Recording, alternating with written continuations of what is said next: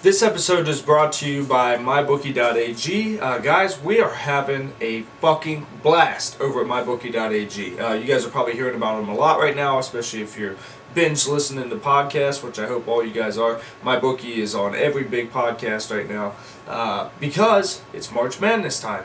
This is now the time. It's Selection Sunday today. They figure out where everyone starts in the tournament bracket. But guys, March Madness is here. It's the craziest time of year when it comes to betting and stuff. March Madness has got to be bigger than like the Super Bowl or the World Series or the NBA playoffs. This is the big one.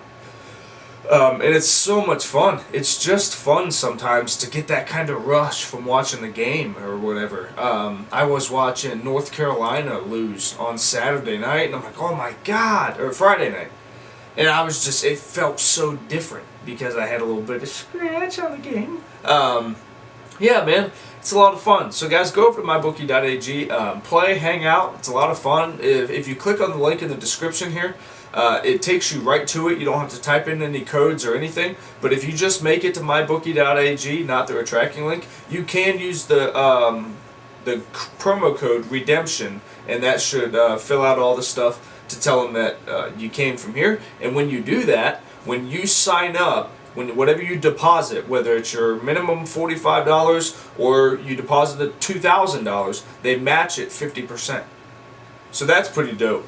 I think that's a really cool offer for them to do because, like, right now, again, if you put a big old deposit down and play some March Madness brackets or something, dude, you could win some scratch. Just remember, you pay, you play, you win, you get paid, and fast turnaround times over at MyBookie.ag. Next up, Soldier Socks. You guys know we love them. They mean the world to us. We appreciate their kindness, and we appreciate what they're doing over there. They are, you know, every time you buy a super high quality pair of socks, they donate a pair over to a service member in need, and I think that's super dope.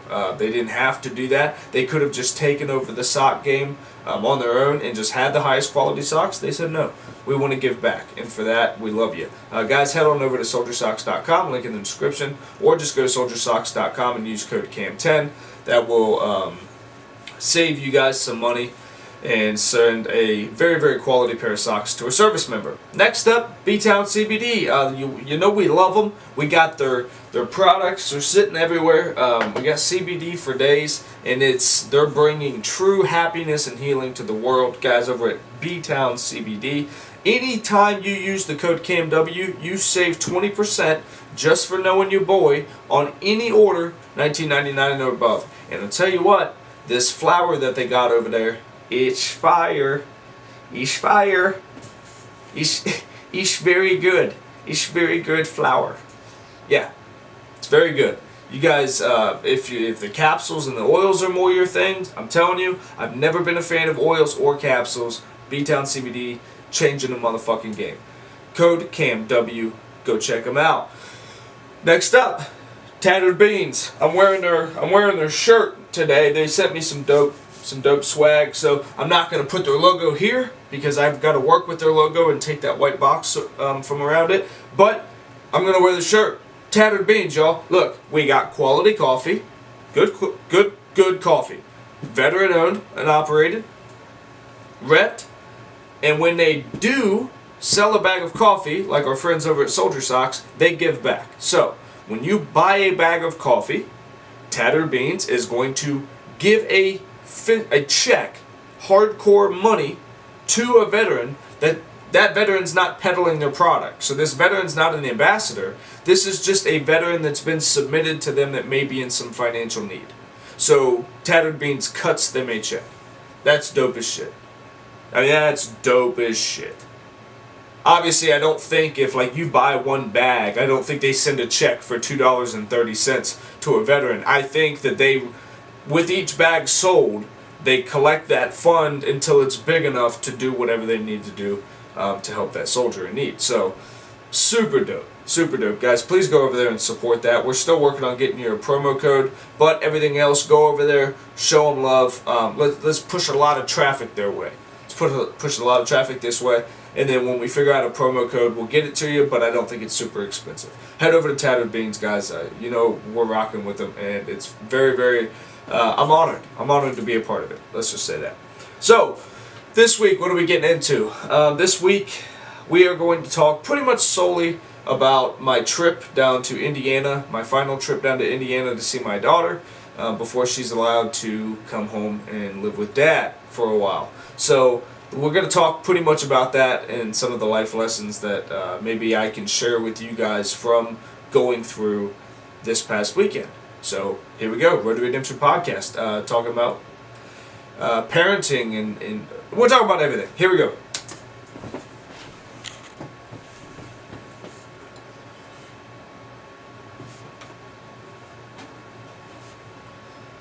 What's up, guys? Welcome back to this episode of the Road to Redemption podcast. Even though, hopefully, you just listened to the whole fucking intro, so you know that this is not really the intro.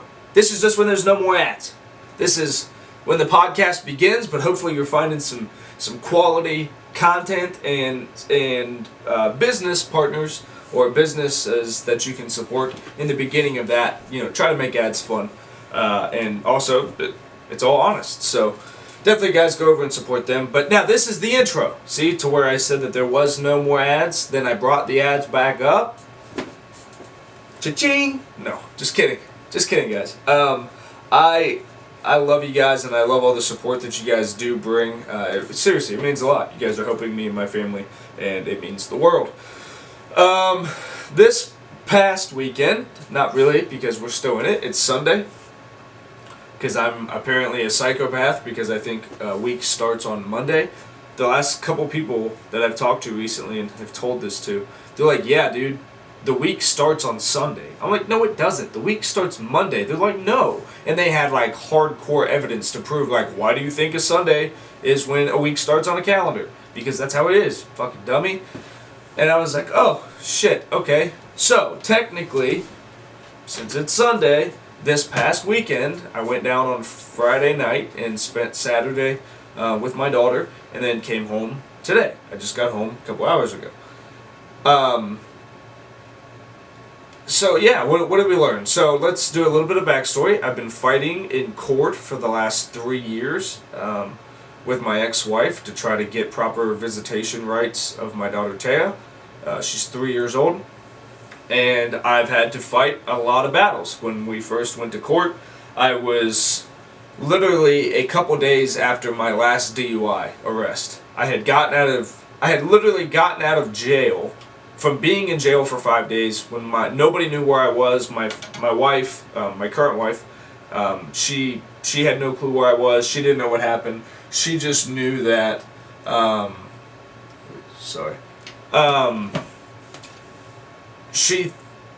What was I saying?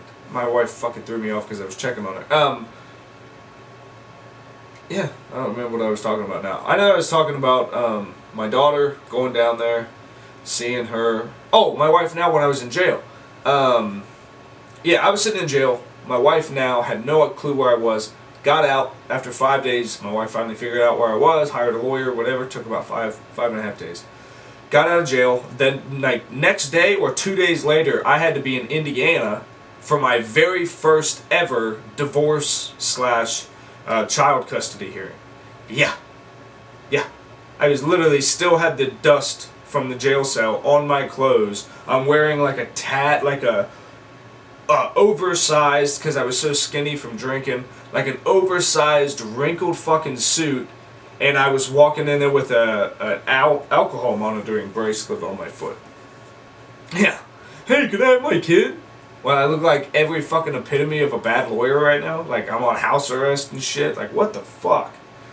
So I've battled from that to today, where, you know, I've gone through visitation. I've gone through where my visitation with my daughter had to be 100% supervised. I was not even allowed to be away from other adults with my own child. That's what it started at.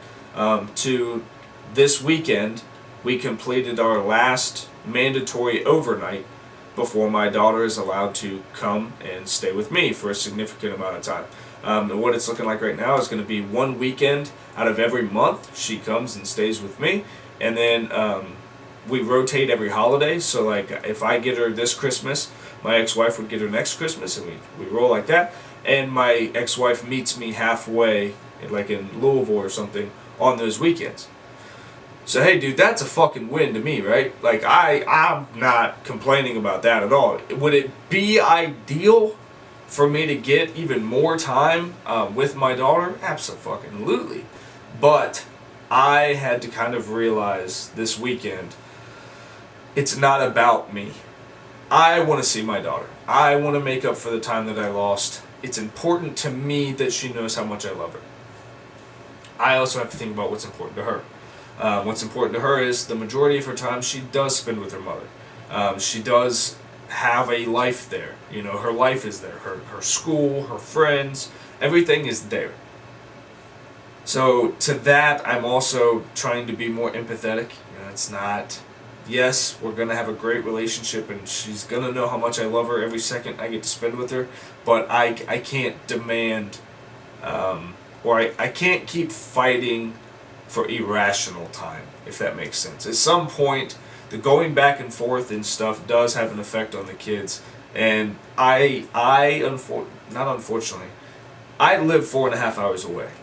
I moved here for a reason. Because my relationship with my ex-wife was so terribly toxic, I knew that if I was ever going to rebuild, I knew I was going to rebuild a life, but I knew that if I was going to rebuild a life that was actually going to amount up to a better reality than what would have been if I was back there, when I got to that place, it was kind of surreal.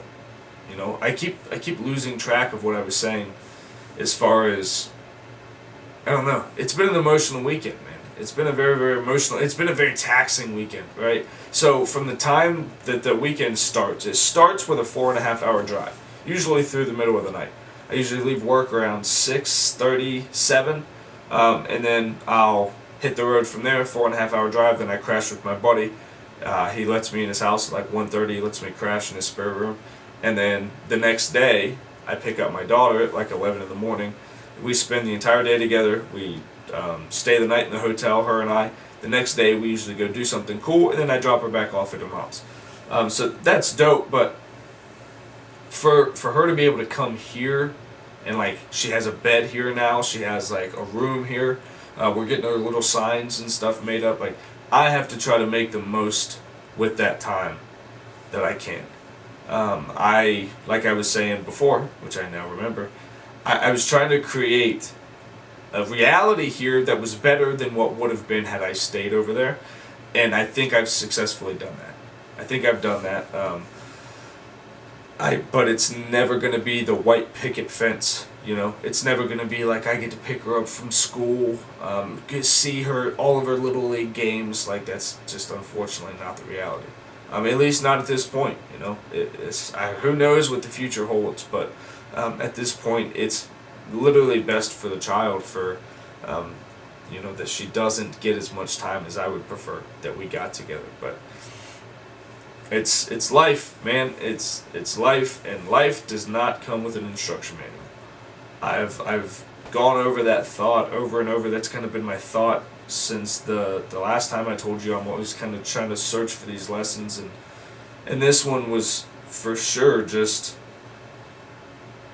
it doesn't matter really how far you've come in life, that's not a bad thing. I've grown so much in these last 3 years, but the one thing you can never really change is that your dream, right? Whatever your biggest dream is.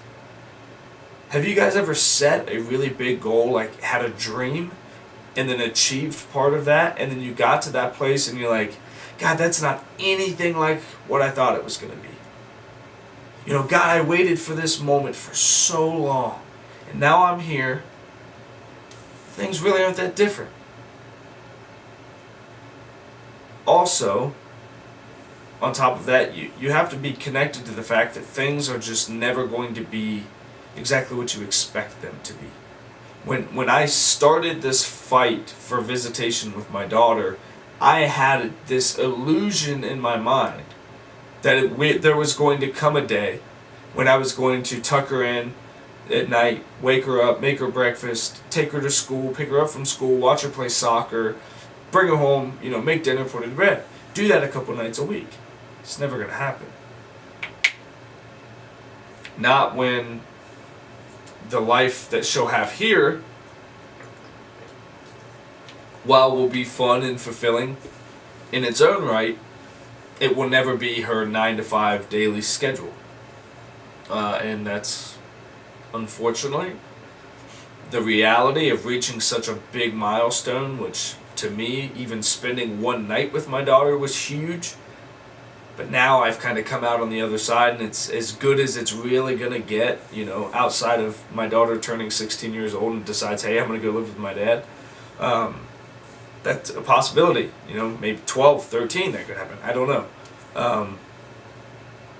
But again, you know, I have to live in the reality of what shit really is, with the consequences of my actions from years ago, leading up to and including, as much as I'm working now, having another daughter, having a wife, having all this stuff, you know. I've got responsibilities covering 3 fucking state lines here.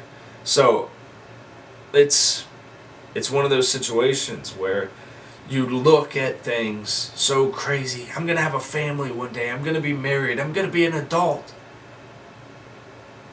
And then you blink a couple fucking times, and all of a sudden, you're 27 years old. You have 2 kids. 3, technically. That's a completely different fucking story. With 2 kids crossing from Indiana to Tennessee. You've been married, you've been divorced, you've been through drug addiction, alcohol addiction, you've been through, fuck, dude, military service, like, what the fuck? And every time I envisioned this life where I was going to get my shit together, and I was going to be sober, and I was going to be a good father, and a steady 9-to-5 dad. Well, I am, here.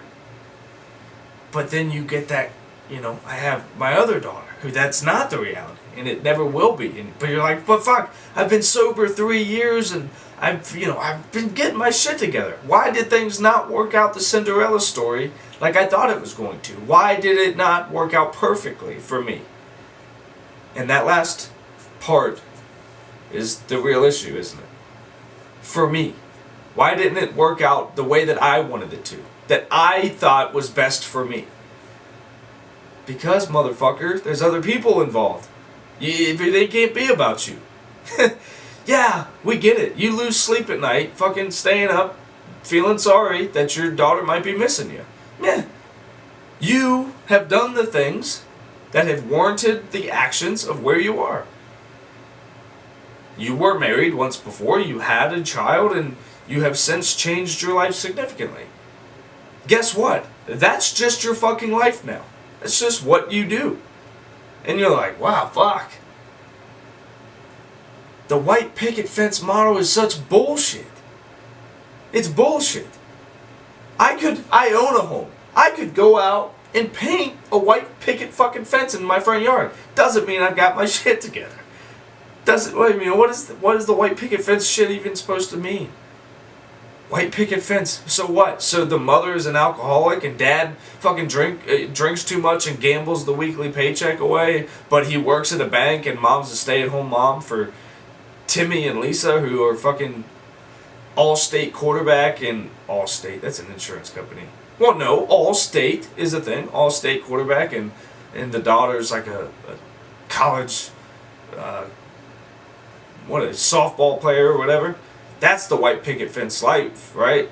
But they don't tell you that, like, when the woman's off at college, the craziness that goes on there, guy's doing whatever the fuck he's doing as a young man in high school, as a stud, you know, doing whatever. It's not Christian, I'll tell you that. You know, dad's doing whatever the fuck he's doing, probably gambling on MYBOOKIE.AG, and mom's trying to be a fucking Instagram makeup artist. That's really what the white picket fence looks like in the 21st century. In 2019, it's Instagram models and fucking podcasters raising kids from multiple sets of, you know, families are involved in one tiny family. It takes a village to raise a kid, folks. It really does. It really does. Especially when you live this sort of life that Cam does. It's really a communal effort here. And I wouldn't change it for the fucking world either. There's nothing. Nothing. I talked to my wife about that. We were talking about it the other night. It's like, yes, we've both been married before, and as shitty as that was, and as much as we wish that didn't happen, it's like, but dude, if it didn't, we wouldn't be here right now. You know, we wouldn't be sitting at life looking at it the way we do now. Like, fuck. This is some sort of ride that we're on here. You know, you're just trying to keep your shoes and your hat on while this roller coaster is just fucking throwing you all over the place. You already lost a shoe back there. Your shoe's fucked. You're holding on to one more. The hat, the sunglasses. You really underestimated the value of this ride that you were about to go on when you were born. And guess what? I didn't consent to it. When I was born, I did not consent to living this craziness. I'm offended. Personally, I'm offended. I want to talk to somebody about it. I don't know who, a therapist or, I don't know, a Snuggie, but somebody's going to hear my opinion on this. Guys, how much time have I taken up? I've taken up 21 minutes of your life. So, let me run you through the new plan here. This should, let me drink some water because my mouth's a little dry. It's from doing all that goddamn yelling. Here's how, my foot's completely asleep. Here's how the show's going to start to look, right? We're coming up in April, will be 1 year of this show. We're going to do a whole tribute to this beginning of this show and how awesome you guys have been. It's going to be a thing. But come April, we'll have been doing this show for over a year now. So I think it's like April 4th. I started the very first episode of this show. So from that day, right, you're going to get the ads. I think we're going to lose some here soon. So a couple are going to drop off, so the ads aren't going to be as long. So we're going to do the ads. You'll get the song as always, and then we'll start the podcast and then I'll talk for roughly a half hour, like I did today. I've been talking for 22 minutes so far, from everything, beginning to the end of like what a regular episode will be. It will be a half hour long. After that, I'll transition. I'll try to figure out some kind of music that I may be allowed to use. I'll play like 10 seconds of a thing of music, and then you guys will start to hear clips of a podcast from last year on that day. So like if I'm recording, today's March 17th, happy St. Patrick's Day, you guys would then start to hear an episode, a most recent episode first. It would be modern day, music would play, and then you would hear an episode from a year prior on that day. So you would hear my perspective and what was going on in the world from a year ago on that same day. So I think that's pretty neat. Bill Burr does it, and it's one of my favorite segments that he does. So now it's going to be something that I try to incorporate, and I think it'd be really, really dope. So I hope you guys enjoy it, and with that, I'm going to send you guys on your way. I hope you have a great week, and this is not going to be fun standing up because my foot is completely asleep. Road to Redemption Podcast, I love you. Hey, please subscribe, rate, review on all things you're listening on, and please, please, please tell your friends. Love you. Mwah.